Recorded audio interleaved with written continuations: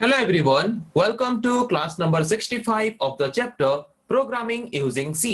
तो आज हम पढ़ेंगे और एक तरह के टॉपिक के बारे में। तो आज का हमारा टॉपिक है लिमिटेशन ऑफ एरे। तो एरे का क्या क्या लिमिटेशंस हैं या फिर क्या क्या डिसएडवांटेजेस हैं, आज हम डिस्कस करेंगे उसके बारे में।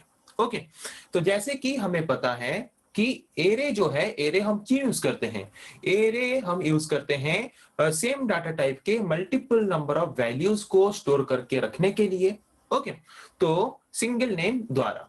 तो एरे जो है ये एक स्टैटिक डाटा स्ट्रक्चर है। स्टैटिक डाटा स्ट्रक्चर है मतलब क्या, कि एरे को यूज करके अगर हम multiple number of value store करके रखना चाहते हैं तो हम पहले से हमें स्पेसिफाई करना पड़ेगा प्रोग्राम में कि उस पर्टिकुलर एरे को यूज करके हम कितना नंबर ऑफ वैल्यू स्टोर करके रखना चाहते हैं। रन टाइम में हम एक एरे का साइज चेंज नहीं कर सकते। ओके, तो अगर मैंने लिया है एक एरे A5, तो उस पर्टिकुलर एरे का साइज मैं रन टाइम में चेंज नहीं कर सकता। वो हमें अलाउ करेगा सिर्फ 5 वैल्यू को ही हमसे एक्सेप्ट करेगा, या फिर 5 वैल्यू को ही उस पर्टिकुलर नेम को यूज करके क्या करेगा, स्टोर करके रखेगा हमारे मेमोरी लोकेशन में। तो जबकि हम एरे का साइज रन टाइम में चेंज नहीं कर सकते, तो इसीलिए एरे को हम बोलते हैं एक स्टैटिक डाटा स्ट्रक्चर। ओके, तो इसीलिए जबकि एरे एक स्टैटिक डाटा स्ट्रक्चर है, एरे का साइज हम जबकि चेंज नहीं कर सकते रन टाइम में या फिर प्रोग्राम एग्जीक्यूशन करते वक्त, इसीलिए अगर हम एरे यूज कर रहे हैं सेम टाइप के मल्टीपल नंबर ऑफ वैल्यूज को स्टोर करके रखने के लिए, तो हमें पहले से ये जानना जरूरी है कि एरे को यूज करके हम कितना नंबर ऑफ एलिमेंट या फिर कितना नंबर ऑफ वैल्यू स्टोर करके रखना चाहते हैं, वही पर्टिकुलर एरे नेम को यूज करके। ओके, तो ये तो हो गया एक एडवांटेज, एक डिसएडवांटेज हमारे एरे का। और डिसएडवांटेज क्या है, एरे को यूज करके हम क्या कर सकते हैं, ओनली सेम डाटा टाइप वाले एलिमेंट्स या फिर सेम डाटा टाइप वाले वैल्यू को ही स्टोर करके रख सकते हैं। डिफरेंट डिफरेंट डाटा टाइप्स वाले वैल्यूज को हम सिंगल एरे नेम यूज करके स्टोर करके नहीं रख सकते। ओके, तो ये रहा और एक डिसएडवांटेज एरे का। देन अनदर डिसएडवांटेज और another limitation of array is an array element are stored in consecutive memory location. तो एरे में हम क्या करते हैं, जबकि मल्टीपल नंबर ऑफ वैल्यूज को स्टोर करके रखते हैं by using a single name, तो वो क्या करता है, कंसेक्यूटिव मेमोरी लोकेशन में सिक्वेंशियली एड्रेसेस में क्या करता है, वैल्यूज को स्टोर करके रखता है। तो फर्स्ट एड्रेस में वैल्यू स्टोर करके रखने के बाद अगर मुझे सेकंड एड्रेस में वैल्यू स्टोर करके रखना है, ओके, तो वहां पे मुझे क्या करना पड़ेगा, फर्स्ट मुझे इंक्रीमेंट करके सेकंड एड्रेस को पॉइंट करना पड़ेगा, तब जाके मैं वहां पे वैल्यू स्टोर करके रख पाऊंगा।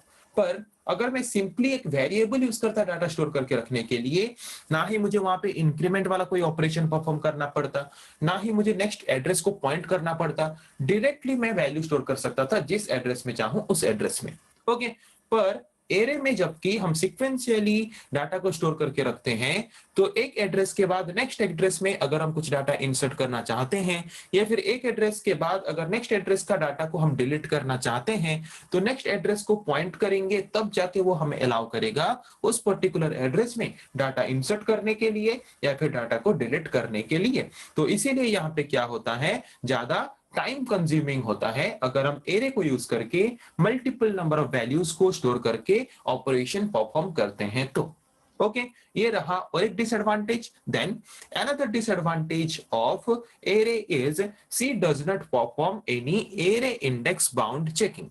ये एरे इंडेक्स बाउंड चेकिंग क्या होता है, इंडेक्स क्या होता है, जैसे कि मैंने यहाँ पे लिखा A5 मतलब एरे का मैक्सिमम साइज है, जबकि मैं डिक्लेयर करता हूं इंट A5 मतलब एरे का मैक्सिमम साइज कितना है, 5। मतलब 0 से लेके 4 इंडेक्स नंबर तक हम जो भी वैल्यू इनपुट करेंगे वो वैल्यू को वो एक्सेप्ट करेगा। ओके, पर जब हम एरे को डिक्लेयर करके यूजर से वैल्यू इनपुट ले रहे हैं और हमारा एरे का लिमिट है कि वो 5 वैल्यू ही इनपुट ले सकता है, और यूजर अगर 5 से ज्यादा वैल्यू इनपुट कर ले रहा है, फिर भी वो एरे को मतलब वहां पे कोई भी एरर नहीं दिखाता, क्या करता है वो कोई भी बाउंड सेट नहीं करता, कोई चेक नहीं करता, यूजर को रोकता नहीं है कि हम इस एरे को यूज करके सिर्फ 5 ही वैल्यू स्टोर कर सकते हैं। ऐसा कोई बाउंडिंग या फिर ऐसा कोई चेकिंग वहां पे नहीं रखता। तो वहां पे क्या होता है, जो हमारा गार्बेज क्रिएट होता है। ओके, मतलब आप अपने एरे को यूज करके 5 ही वैल्यू स्टोर कर सकते हो। यूजर अगर 10 वैल्यू स्टोर करेगा तो बाकी जो वैल्यू वहां पे यूजर इनपुट कर रहा है, उस यूजर को उस इनपुट का कोई वैल्यू नहीं है। ओके, और एरे को यूज करके अगर हम वैल्यू यूजर से इनपुट ले रहे हैं तो वहां पे यूजर को पता ही नहीं चलता। तो वहां पे यूजर अगर multiple number of value input कर ले तो भी वहां पे प्रोग्राम में हमारा एरर नहीं दिखाता। तो ये है और एक तरह का डिसएडवांटेज एरे का। Okay, then as we cannot change the size of an array, जबकि हमें पता है कि एरे का साइज हम रन टाइम में चेंज नहीं कर सकते, तो जिसके वजह से डेवलपर क्या करते हैं, लार्ज साइज डिक्लेयर कर लेते हैं एरे का। जैसे कि हमने किया है लास्ट कुछ प्रोग्राम्स में। एरे का प्रोग्राम हम जब करते हैं तो वहां पे अगर मुझे नहीं पता कि एरे का साइज कितना होना चाहिए तो मैंने एक बहुत ही बड़ा साइज ले लिया एरे का। ओके, तो अगर मैंने वहां पे बड़ा साइज ले लिया ताकि बाद में शायद मुझे large amount of data store करके रखना पड़े एरे को यूज करके, तो वहां पे अगर मैंने बहुत ही बड़ा साइज ले लिया है पर वहां से अगर मैं सिर्फ 50 साइजेस को यूज करता हूं, बाकी साइजेस को यूज नहीं करता। ओके, तो ये जो मेमोरी स्पेस रिजर्व करके रखा है हमारा एरे, ये क्या होता है, अनयूज्ड हो जाता है, मतलब यूज नहीं हो पाता।